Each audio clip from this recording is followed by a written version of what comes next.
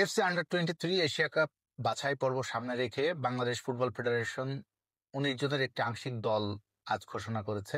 আপনারা এর মধ্যে ফেসবুকে দেখেছেন।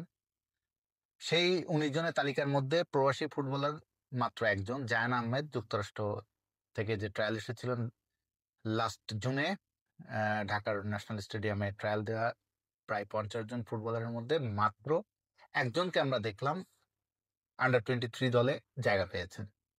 ট্রায়াল থেকে আসা মাত্র একজন প্রবাসী ফুটবলার হলেও টোটাল যখন ফাইনাল দলটা দেবে আরো এই দলটা ২৯ জনে পৌঁছাবে।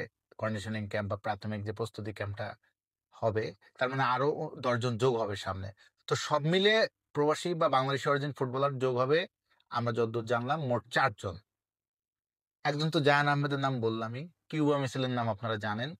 ফাহমিদুল ইসলাম যোগ দেবেন। ফাহমিদুল ইসলামের যোগ দেওয়ার বিষয়টি আসলে তার ক্লাবের ছাড়পত্রের উপর ডিপেন্ড করছে।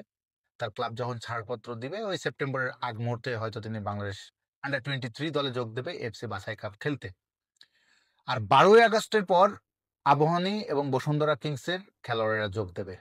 কারণ হচ্ছে তাদের, আপনারা জানেন, ১২ই আগস্ট দোহাতে এফসি চ্যালেঞ্জ কাপের প্লে অফ আছে, সেটি খেলতে তারা যাবে। তো ওখানে অনেক ফুটবলার খেলবেন। তো তারা ফেরার পর তারপর একটা পূর্ণাঙ্গ দল হবে ২৯ জনের। সেই ১২ই আগস্টের পর থেকে বাহরাইনে যাবে তারা একটা প্রস্তুতি ম্যাচ খেলতে দুটি। ফাহমিদুল, কিউবা, জায়ান তো বললাম। আরেকজন হচ্ছেন তানিল শালিক। তানিল শালিকের নাম গত ২-৩ মাস ৪ মাস আমরা সোশ্যাল মিডিয়াতে শুনেছি, বাট খুব আমরা এদিকে যেহেতু ট্রায়ালে খুব মনোযোগ দিয়েছিলাম যে এখান থেকে আরো অনেক প্লেয়ার আসবেন, অনেক প্রতিভাবান ফুটবলার আসবেন। কিউবাকে নিয়েও একটা আলাদা আলোচনা ছিল, ফাহমিদুলকে নিয়ে আলাদা আলোচনা ছিল। হামজা চৌধুরী তো ওভারঅল ইম্প্যাক্ট ফেলেছেন। সমীর সোম, তিনিও এসেছেন। কিন্তু এর ফাঁকে ফাঁকে বাফুফে যোগাযোগ রেখেছিল তানিলের সঙ্গেও। তানিল কিন্তু বাংলাদেশে ট্রায়াল দিতে আসেননি। তিনি স্টেভেনস এফসি আন্ডার-18 খেলে থাকেন ইংল্যান্ডে। Attacking midfielder. তার অ্যাসিস্ট করার যে সক্ষমতা, ডি বক্সের সামনে আচমকা শট নিয়ে প্রতিপক্ষর গোলকিপারকে হকচকিয়ে দেওয়া, পরাস্ত করা, এসব স্কিল তার মধ্যে আছে। এই ফুটবলারটাকে বাফুফে তাদের মতো করে যোগাযোগ করেছে এবং এই খেলোয়াড়কে আন্ডার-23 দলে অন্তর্ভুক্ত করেছে। তানিলের বেড়ে ওঠা ইংল্যান্ডে।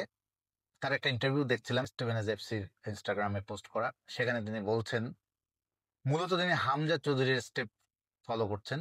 হামজা চৌধুরী বাংলাদেশে আসার পর যে তারকে নিয়ে আলোড়ন, যে ইম্প্যাক্ট, সেটি তাকে মুগ্ধ করেছে। বাংলাদেশের মানুষের ভালোবাসা। তিনি আবার খোলামেলা বলেছেন যে তিনি বেসিক্যালি যেহেতু ইংল্যান্ডে বড় হয়েছেন, তার একটা স্বপ্ন বা ইচ্ছা ছিল ইংল্যান্ড দলে খেলার।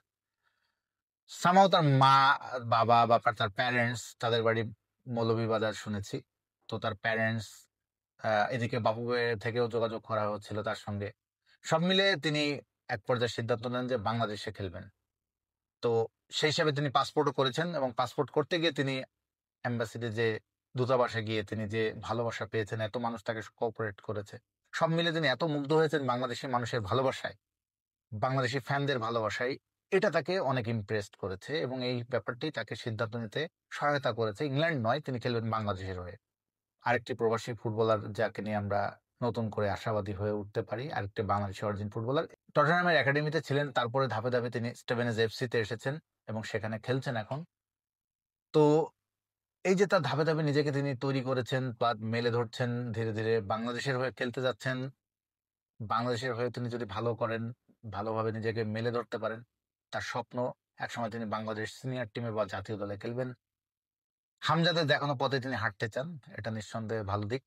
যেহেতু তার পাসপোর্ট হয়ে গেছে তানিলের, বাংলাদেশ দলে যে কোনো সময় তিনি যোগ দেবেন। হয়তো তার ফ্লাইটের টিকিটের ব্যাপার উপর ডিপেন্ড করছে তিনি কবে আসবেন। তো সব মিলিয়ে আমরা যে ৪ জন প্রবাসী ফুটবলার পেলাম, ৪ জনই প্রতিভাবান, ট্যালেন্টেড। নিঃসন্দেহে জাহান আহমেদ এখনো পরীক্ষিত নন, মাত্র ট্রায়াল দিয়ে এসেছেন। ডিফেন্ডার জাহান, আপনারা জানেন। এখন যোগ হলো তানিল। কিউবা তো আমরা জানি সান্ডারল্যান্ড আন্ডার-21 থেকে এবার তিনি ঘরোয়া মৌসুম বসুন্ধরা কিংসে খেলবেন বাংলাদেশে। আর আন্ডার-23 টিমে খেলবেনই। ফাহমিদুল ইসলাম তো অলরেডি আপনারা দেখেছেন, ন্যাশনাল টিমে খেলেছেন। সব মিলিয়ে দেখা যাক যখন ফাইনাল 23 দলটা হবে। কিন্তু এই দলটা সাইফুল বারী টিটুর অধীনে থাকলেও পেছনে কলকাঠি নেড়েছেন হাবিয়ার কাবরেরা এই দল গঠনে। তিনি পুরো দল গঠনের পিছনের থেকে ইনভলভ ছিলেন, কাকে রাখবেন কাকে রাখবেন না। হাবিয়ার কাবরেরার একটা গুরুত্বপূর্ণ ভূমিকা ছিল। এই দলটা ফেল করলে কাবরেরা হয়তো সামনে নেই, পেছনে কিন্তু তিনি যেহেতু আছেন, তার দায়ও নিতে হবে, তাকেও দেখতে হবে। তবুও আমরা আশাবাদী, দেখা যাক AFC 23 আরও ২-১ জন প্রবাসী ফুটবলার বা বাংলাদেশি অরিজিন ফুটবলার যদি যুক্ত থাকতেন প্রতিভাবান, হয়তো আরও ভারসাম্য আসতে পারত। তবুও যেটা হয়েছে দেখা যাক, আমরা একটু অপেক্ষা করি, পুরো দলটা দিক, কেবল আংশিক দল দিয়েছে এবং সামনের টুর্নামেন্ট আছে, বাহরাইনে ম্যাচ আছে, আমরা বুঝতে পারবো এই দলটা কতটা তৈরি হয়ে যাচ্ছে এফসি বাছাই কাপে, ভিয়েতনামের সেপ্টেম্বরের ফার্স্ট উইকে এফসি বাছাই কাপ। তানিল শালিকের দিকেও আমাদের বিশেষ নজর থাকবে, এই খেলোয়াড়টা কতটা নিজেকে তুলে ধরেন এ ধরনের বড় টুর্নামেন্টে।